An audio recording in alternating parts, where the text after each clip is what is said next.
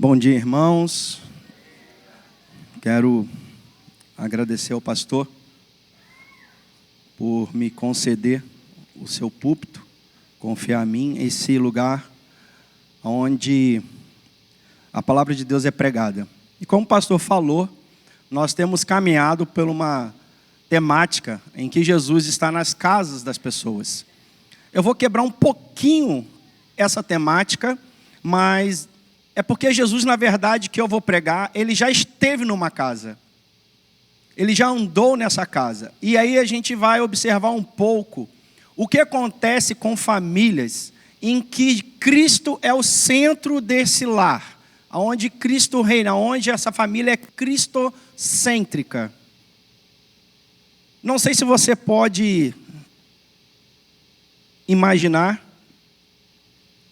o amor de Deus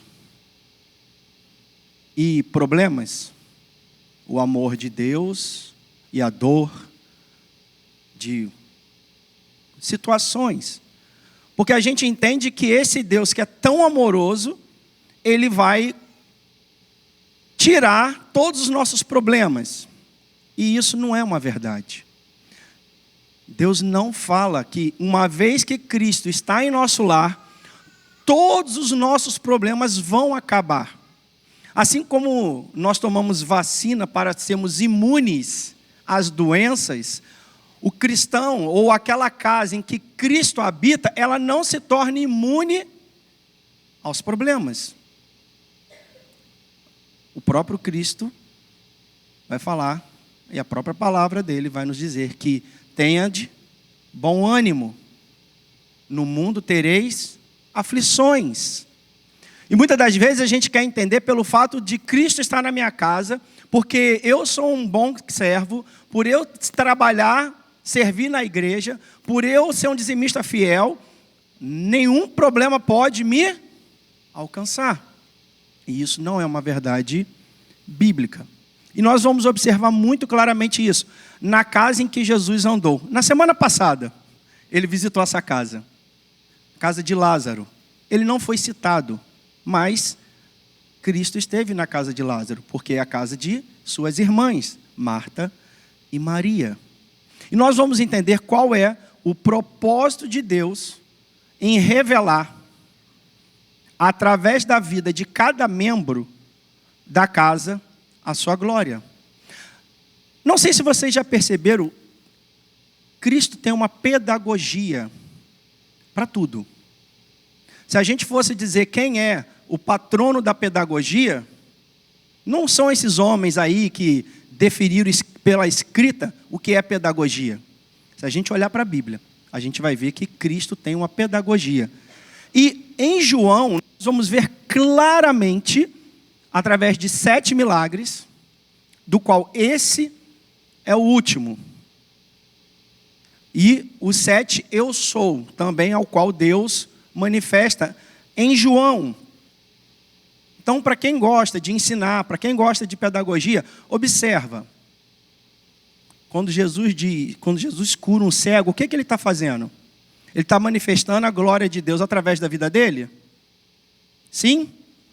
Sim, mas ele está dizendo, eu sou a luz do mundo. Pedagogia. Quando Jesus multiplica o pão, ele está matando a fome das pessoas? Sim, mas pedagogicamente o que Jesus está dizendo? Eu sou o pão da vida. Mas quando a gente está diante daquilo que é o maior perigo, humanamente falando, a morte, a iminência da morte, Jesus vai ressuscitar Lázaro. E nesse ato, desse milagre, Jesus vai manifestar a máxima da glória dele, que ele vai dizer assim, eu sou a ressurreição e ainda que morras, viverás. Pedagogia. Então Jesus faz isso durante todos esses milagres em João. E hoje a gente vai ver isso muito claramente, quando ele vai ressuscitar Lázaro. E não só isso, a gente vai entender que há um propósito, porque Deus é um Deus de propósito, e ele é intencional. Ele quer que nós vejamos isso claramente, para que a gente possa o quê? Entender quem é Cristo, ame-o e a gente se apaixone por ele, ao ponto de nada mais tirar a nossa atenção e ficarmos atentos ali no que Cristo está fazendo. Então, quando nós olharmos para Cristo, nós vamos poder deslumbrar a glória dele, porque não é algo que acontece somente espiritual. Porque o que ele revela ali na ressurreição de Cristo, de Lázaro? Ele revela as questões do mundo espiritual. Porque para os homens, a morte era o fim. E Cristo vai dizer, não é mais o fim. Mas não é só isso, nós vamos aprender mais coisas com esse texto, com esse caminhar aonde Cristo estava naquele lar, porque Marta e Maria também vão entrar nesse texto de João 11. E eu gostaria que os irmãos abrissem suas Bíblias no texto de João 11.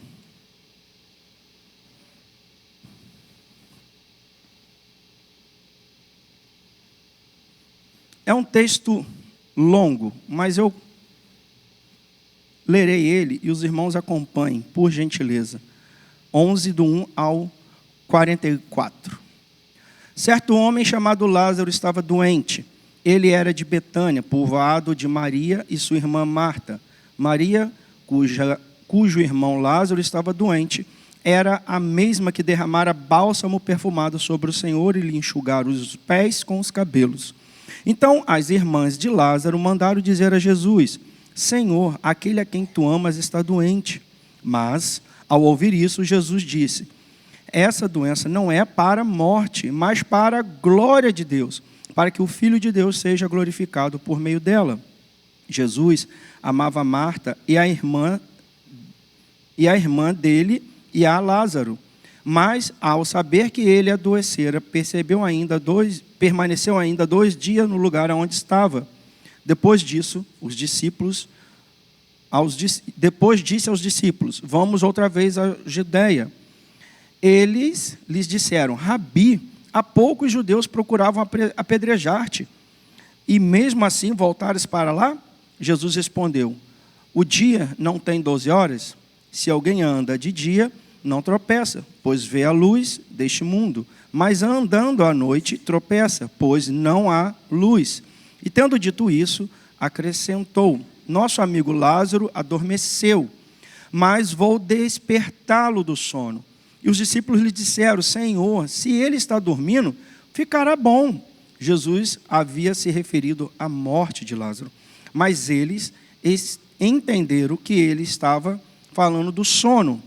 Então Jesus lhe disse claramente, Lázaro morreu. Por vossa causa alegro-me, por não ter estado lá, para que creiais, mas vamos até ele. Então Tomé, chamado Dídimo, disse aos outros discípulos, vamos nós também para morrer com ele. Chegando, pois, Jesus viu que Lázaro estava sepultado, já havia 4 dias. Betânia ficava a uma distância de 15 estádios de Jerusalém. E muitos judeus haviam ido visitar Marta e Maria para consolá-las pela perda do irmão. Ao saber que Jesus estava chegando, Marta foi ao seu encontro. Maria, porém, ficou sentada em casa. E Marta disse ao Senhor, se estivesse aqui, meu irmão não teria morrido. Mas sei que mesmo agora, Deus te concederá tudo quanto lhe pedires. Jesus lhe respondeu, teu irmão ressuscitará. Disse-lhe Maria, sei que ele ressuscitará na ressurreição no último dia. Jesus declarou, eu sou a ressurreição e a vida. Quem crê em mim, mesmo que morra, viverá. E todo aquele que vive e crê em mim, jamais morrerá. Crê nisso? Respondeu-lhe Marta, sim, Senhor, eu creio que tu és o Cristo, o Filho de Deus, que devia de vir ao mundo. Dito isso, ela se retirou e chamando sua irmã Maria, em particular, disse-lhe, o mestre está aqui e te chama. Ouvindo isso, Maria levantou-se depressa e foi ao encontro dele, pois Jesus ainda não havia entrado no povoado, mas estava onde Marta o encontrara. Então, os judeus que estavam na casa de Maria e a consolavam, vendo levantar-se às pressas e sair, seguiram-na, pensando que se dirigia ao sepulcro para ali chorar. Ao chegar ao lugar aonde Jesus estava e vê-lo, Maria lançou-se aos pés e disse: Senhor, se estivesse aqui, meu irmão não teria morrido. Ao vê-la chorando, e também os judeus que a acompanhavam, Jesus comoveu-se profundamente no espírito e, abalado, perguntou-lhes: Onde o pusestes? Responderam-lhe: Senhor, vem e vê. Jesus chorou. Então os judeus disseram: Vede como o amava. Mas alguns disseram: Será que ele que abriu os olhos aos cegos não poderia também ter evitado que este homem morresse? Jesus, comovendo-se profundamente outra vez, foi ao sepulcro, que era uma gruta, com uma pedra na entrada, e disse: Tirai a pedra. Então Marta, irmã do morto, disse-lhe: Senhor, ele já cheira mal, porque faz 4 dias. Jesus lhe respondeu: Não te disse que, se creres, verá a glória de Deus? Então tiraram a pedra, e Jesus, levantando os olhos ao céu, disse: Pai, graças te dou, porque me ouviste. Eu sei que sempre me ouviste, mas por causa da multidão que está aqui, e que assim falei, para que creiam que me enviaste. E tendo dito isto, exclamou em alta voz: Lázaro, vem para fora. E o que estivera morto saiu, com os pés, as mãos atadas, com as faixas, e o rosto envolto num pano. E Jesus lhe disse: Desatai-o e deixai-o ir. Incrível essa passagem. Como nós vamos ter muito o que aprender. Ainda que nós, ao chegarmos em nossas casas, ao voltarmos desse texto, nós vamos ver mais coisas. Porque esta é a palavra de Deus, a palavra que é viva, que é eficaz, a palavra que não tem fim. E eu realmente me alegro em poder pregar, porque toda vez que a gente para e se debruça sobre a palavra de Deus, a gente descobre algo a mais. O Senhor se revela a nós. Quanto mais intimidade nós temos, mais o Senhor se revela a nós. Em tudo, Deus tem um propósito. Em tudo. Apesar da gente ter um pouco de dificuldade de compreender como que um Deus que nos ama tanto faz a gente sofrer grandes dores, isso tem um propósito. Muitas das vezes a gente passa por momentos de dificuldade que a gente até pode pensar que não, eu não sou um cristão, ou não, Deus não está comigo. Porque a gente pensa que por esse Deus ser um Deus tão amoroso, tão justo, permitiria que eu sofresse a dor. No caso de Marta e Maria, elas passaram pela dor da morte. Não só a dor da morte, mas também elas tiveram que ser pacientes, porque elas enviaram alguém para chamar Jesus, e Jesus não veio imediatamente atender as necessidades dela. Ainda que o texto diga que Jesus amava a Lázaro, e não que Lázaro o amava. E muitas das vezes a gente quer que Deus tire de nós esses problemas, as dores, as angústias, porque a gente não entende que é nesse lugar que Deus vai manifestar a sua glória. Porque Ele é a ressurreição e a vida. Ele venceu a morte, para que pudéssemos ter vida. E além disso, se Deus, sendo Deus, um Pai perfeito, não poupou o seu Filho de passar pela cruz, de receber o cálice da ira do próprio Pai, por que nos pouparia de passarmos pela dor para que a glória dele se manifestasse? a doença e o propósito de Deus, mesmo em meio à dor, existe. Às vezes a gente se questiona por que eu estou doente. Por que que esse mal acomete na minha vida, ou na vida da minha família, ou no meu lar? Porque o meu lar tem Cristo. Mas Cristo não disse que uma vez que Ele reinasse nesse lar, não teríamos que passar por essas dores. Mas há um propósito maior. Até mesmo na dor, na doença, nas dificuldades. Eu lembro muito bem do vídeo em que Russell Shedd, no final da sua vida, com câncer, já com o rosto todo em ferida, ele vira e responde: graças a Deus que eu estou desmamando deste mundo, porque o Senhor está me levando para casa. Ou seja, em meio àquela dor, daquela doença, Shedd não viu aquilo como algo ruim, mas ele entendeu que ali a glória de Deus se manifestaria porque ele estava indo para casa. E quantos de nós não vemos o propósito de Deus na dor porque nós achamos que nós não podemos passar por isso? Não só vamos passar, mas em muitas das vezes Deus não vai de imediato nos atender. O texto é claro, Jesus recebeu o recado. E ele saiu correndo? Não. Pelo contrário, ele ainda ficou 2 dias parado. E nós vamos entender o porquê, nesse caso, desse texto, em que Cristo ficou mais 2 dias lá. Mas também ali está para que nós entendamos que o Senhor Deus, Ele é Senhor do tempo. E o tempo de Deus é perfeito. Deus não atrasa. Deus não tarda.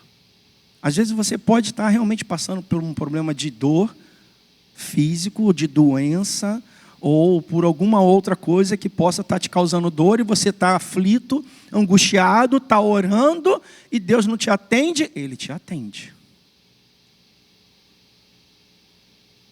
Mas descansa, porque Ele quer que você trabalhe a sua fé. Se a gente observar cada milagre, o que Jesus veio fazer não foi somente manifestar a glória de Deus. Ele veio em busca daqueles que estavam manifestando a fé. Tanto que quando ele vai curar o servo do centurião, o que ele fala? Não se achou fé como esta. Então, na verdade, nós vamos poder entender que em meio ao propósito de Deus da dor, Ele quer que a gente aprenda ao quê? Trabalhar a nossa fé, a nossa confiança. Você está passando problemas, dificuldades?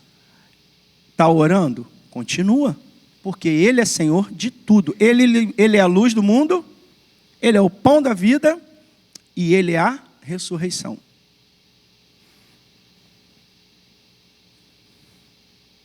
Deus vai ser sempre glorificado em tudo. E esse é o propósito dele. Porque nós existimos, e Deus permite que nós existamos, para que a gente glorifique o seu nome. E quando isso é possível? Quando Cristo está sendo o centro dos nossos lares, da nossa casa, da nossa família. Porque a doença vai vir, e mesmo que a doença venha, você vai glorificar a Deus, você vai falar, isso não é para morte, mas é para vida.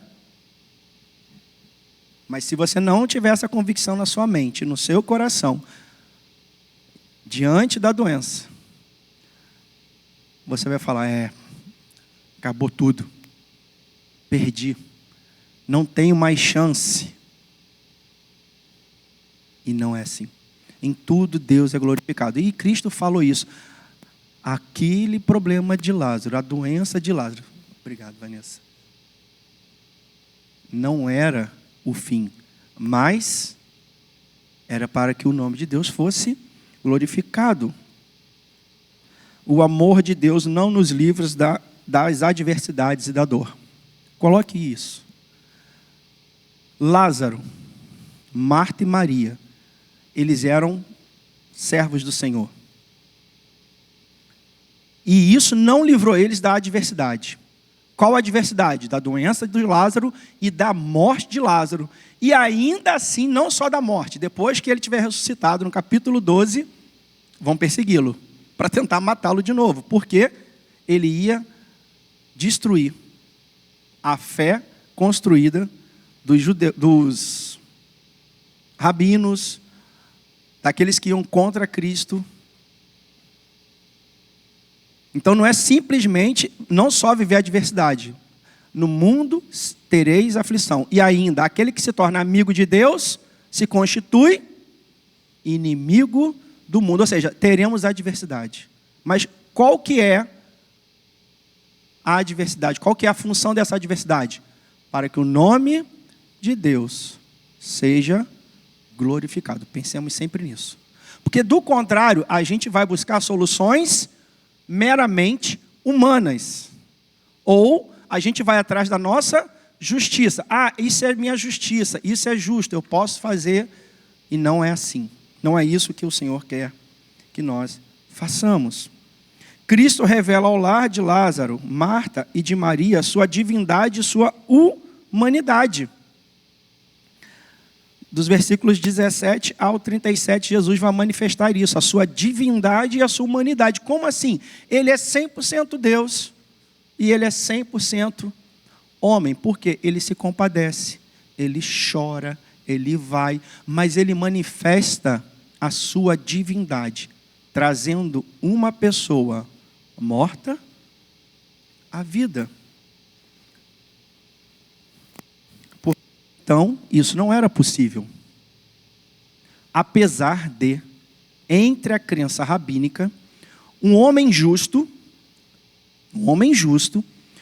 poderia ressuscitar outro homem até o terceiro dia.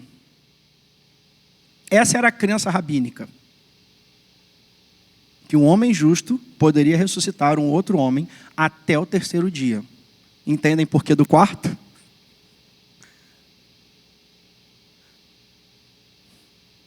Porque no quarto dia era impossível ressuscitar um homem.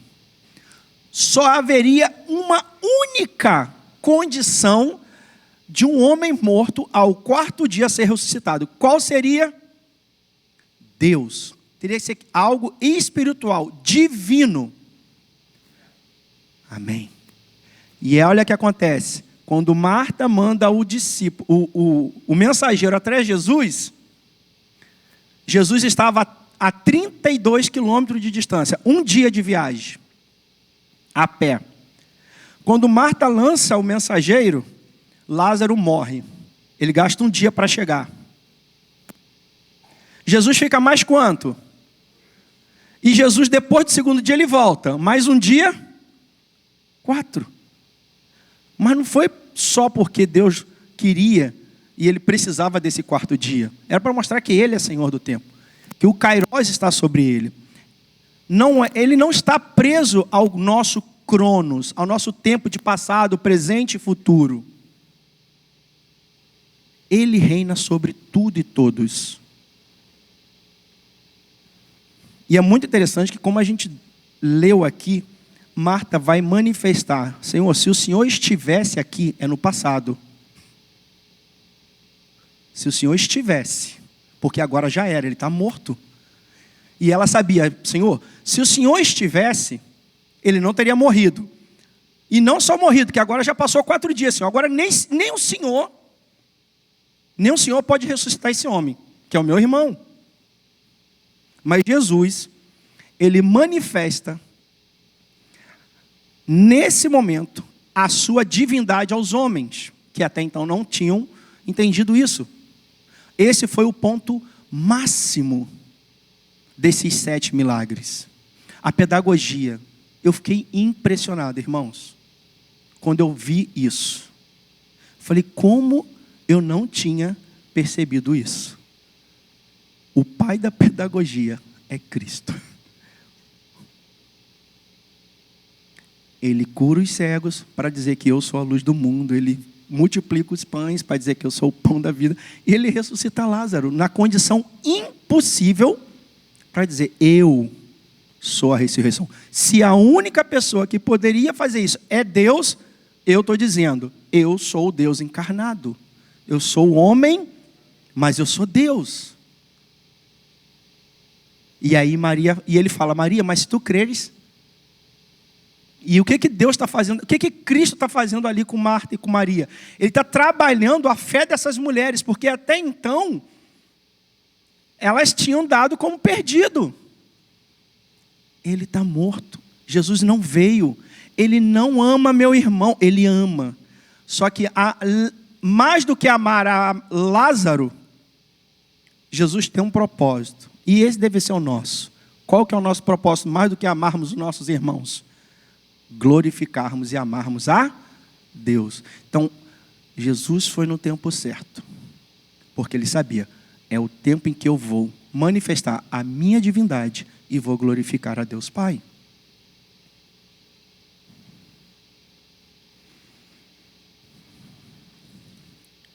E diante da adversidade, Marta manifesta a sua fé.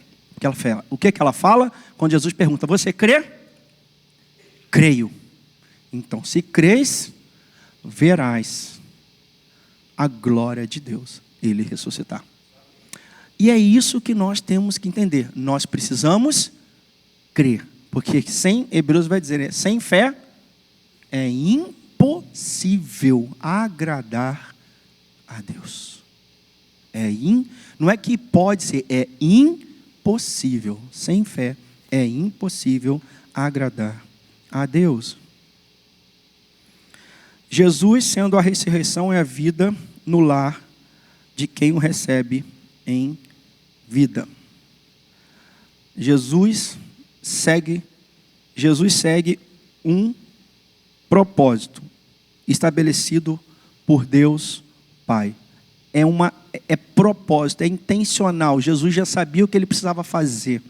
Deus Pai já tinha orientado. Então, muitas das vezes a gente tem ouvido aqui o pastor falar, vamos ser intencionais. Isso não é ideia da cabeça do pastor Abraão. Ele percebe isso, porque isso está na palavra de Deus. Deus é intencional, ele tem um propósito em tudo. Qual é o propósito de Deus? Resgatar o homem da morte eterna. E como ele faz isso? De Gênesis a Apocalipse, ele se manifesta, dizendo, eu vou pagar a sua dívida. E aí, como nós vamos crer? Quando a gente vê que Jesus, ele é de fato tudo o que nós necessitamos. Tem uma passagem aqui que Jesus vai falar para que os discípulos estão com medo, né? Vão dizer assim, Senhor, mas eles vão te perseguir no 9. Aí ele vai falar, o dia não tem 12 horas, se alguém anda de dia não tropeças, pois vê a luz deste mundo. O que Jesus estava falando para os discípulos?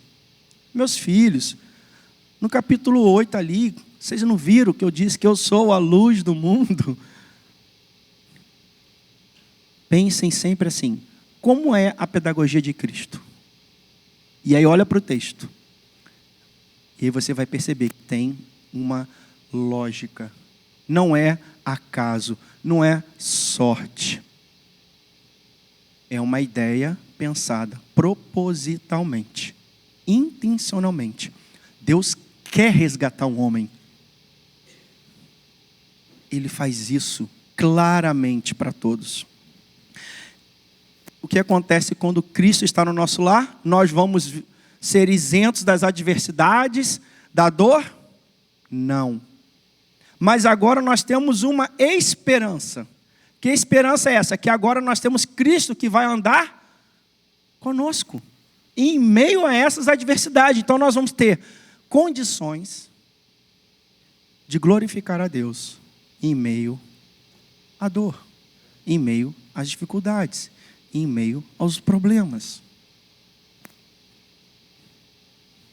Cristo revela sua autoridade sobre a vida e a morte, sendo esse o último obstáculo a ser vencido. Esse era o último obstáculo a ser vencido, era a morte. E até para nós, ainda hoje, é o último obstáculo. Até que a gente entende que Cristo é a ressurreição. Ele é a vida. Então não há mais morte, mas sim vida. E vida em abundância. E qualquer semelhança não é mera coincidência. Porque Jesus vai ao túmulo, onde tem uma pedra, e manda retirar um homem morto há 4 dias. Ele está falando, isso vai acontecer de novo. A única diferença é que aqui eu estou falando. No próximo momento, eu vou ressuscitar. A pedra vai ser retirada. Mas é a mesma coisa. Eu vou demonstrar que eu sou a ressurreição. Não só por ressuscitar alguém, mas porque eu também serei o primogênito disso tudo. Eu serei a ressurreição e a vida.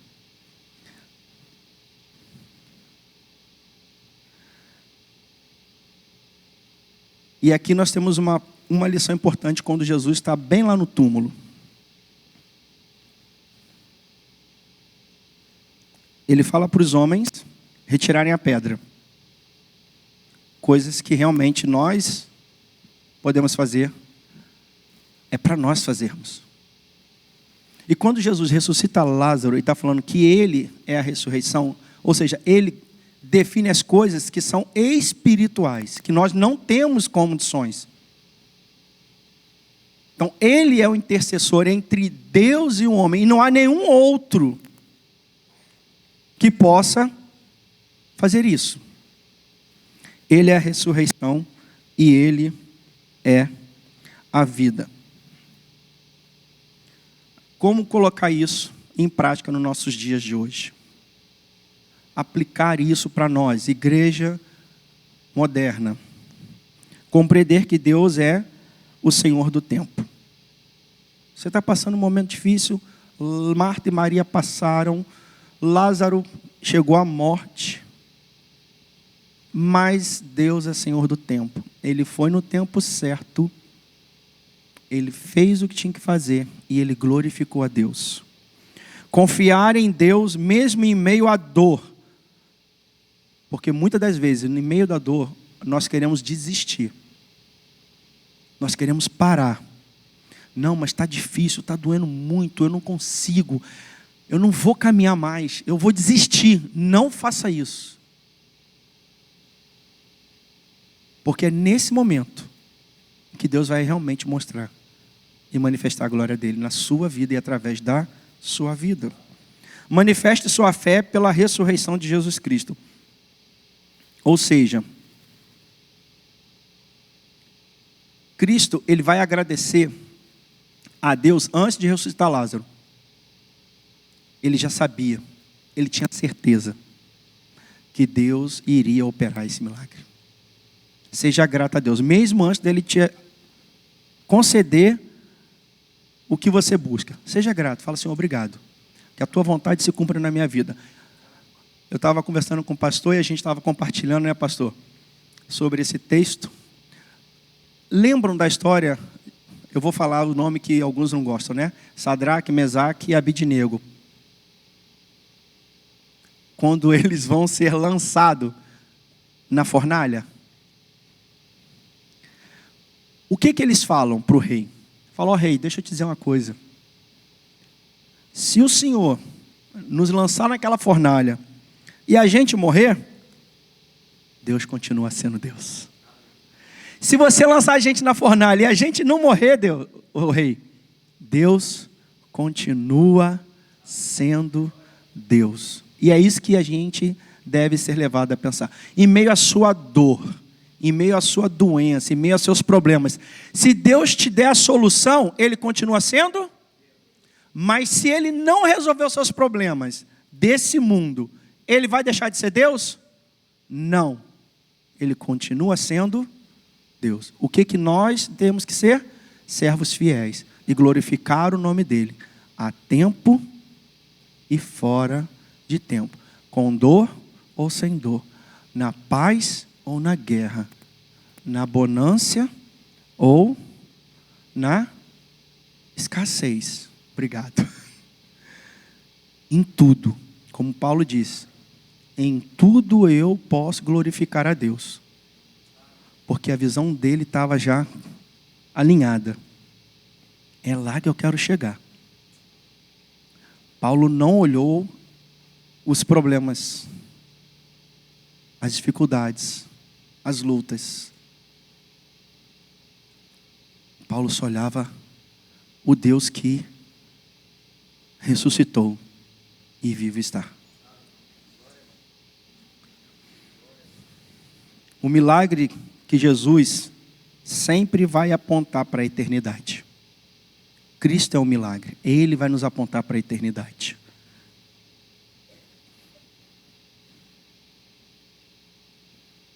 Não perca isso de sua vida, de sua mente e do seu coração. A grande ideia de João é provar que Jesus é o alvo de Deus para nós. Jesus é o nosso alvo. Se você hoje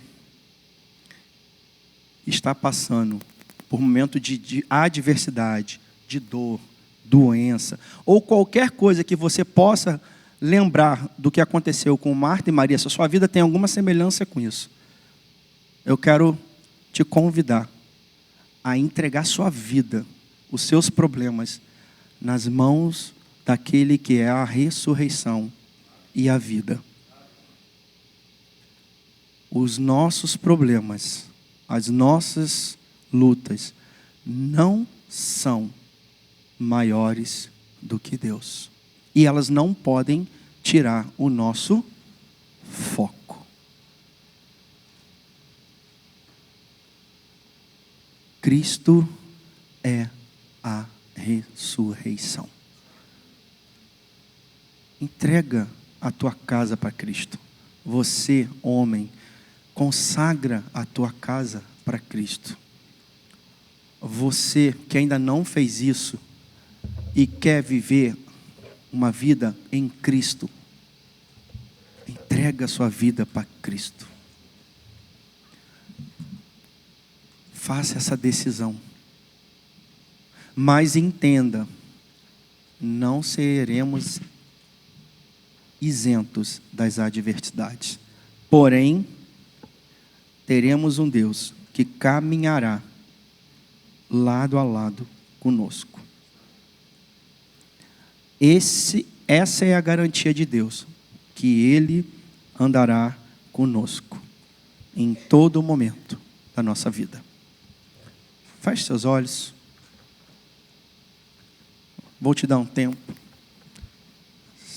para você orar. Se você for colocar a sua vida diante de Deus, entregar a sua vida ao Senhor, faça isso. Se você, homem, quer colocar o seu lar diante de Deus, faça isso. Você, mulher, que está aqui representando sua família, faça isso. Não deixe essa oportunidade passar.